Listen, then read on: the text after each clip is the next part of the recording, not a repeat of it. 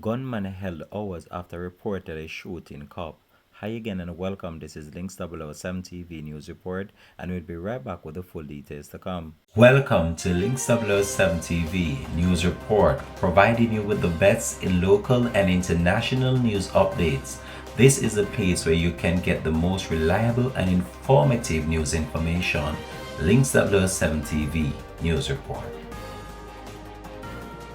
Welcome back and thanks for joining us. This is Links 007 TV News Report.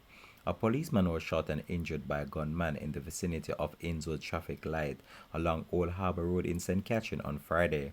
Reports are that a few hours after the attack on the lawman, the alleged perpetrator was held when he turned up at the same hospital where the policeman was taken for medical treatment.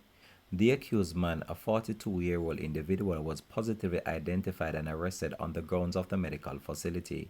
Reports are that two police corporal and a constable were traveling in an unmarked motor vehicle when it stopped at the Innswood traffic light, where they observed men jumping from a white coaster bus on the right side of the road armed with firearms. Reports are that the man pointed the firearm in the direction of the police officers and then opened fire.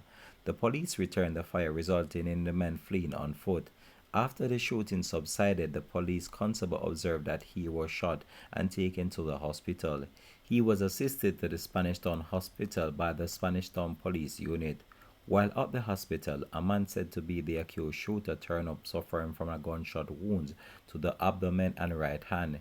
He was positively identified as the man who fired at the police. He was placed on the police guard at the medical facility while the other police received treatment and is to be arrested by the police. Links 007 TV will continue to track this story and provide you with the latest information to come on this. Thanks for watching.